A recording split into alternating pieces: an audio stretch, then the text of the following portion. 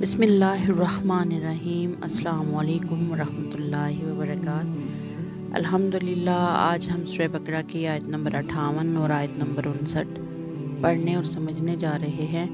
دعا ہے اللہ رب العزت ہمیں سمجھ کر عمل کی توفیق عطا فرمائے، آمین یا رب العالمین۔ اعوذ باللہ من الشیطان الرجیم، بسم اللہ الرحمن الرحیم۔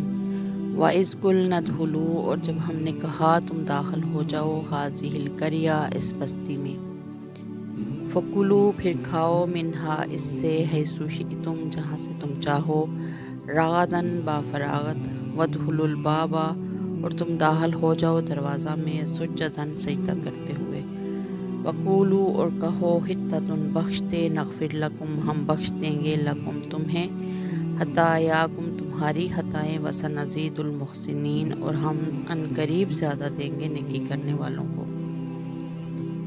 وَإِذْ قُلْنَا ادْخُلُوا هَٰذِهِ الْقَرْيَةَ فَكُلُوا مِنْهَا حَيْثُ شِئْتُمْ رَغَدًا وَادْخُلُوا الْبَابَ سُجَّدًا وَقُولُوا حِطَّةٌ نَغْفِرْ لَكُمْ خَطَايَاكُمْ وَسَنَزِيدُ الْمُحْسِنِينَ۔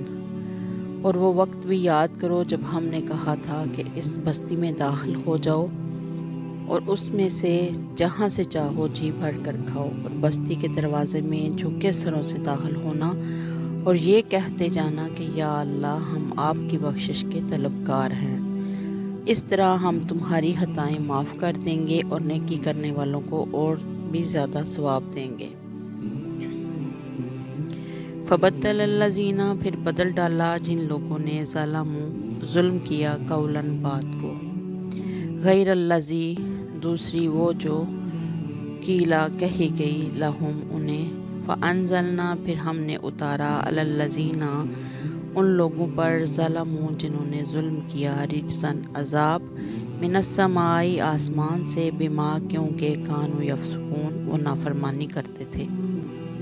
فبدل الذین ظلموا قولا غیر الذی قیل لهم فانزلنا علی الذین ظلموا رجزا من السماء بما كانوا یفسقون۔ مگر ہوا یہ کہ جو بات ان سے کہی گئی تھی، ظالموں نے اسے بدل کر ایک اور بات بنا لی۔ نتیجہ یہ کہ جو نافرمانیاں وہ کرتے آ رہے تھے، ہم نے ان کی سزا میں ان ظالموں پر آسمان سے عذاب نازل کیا۔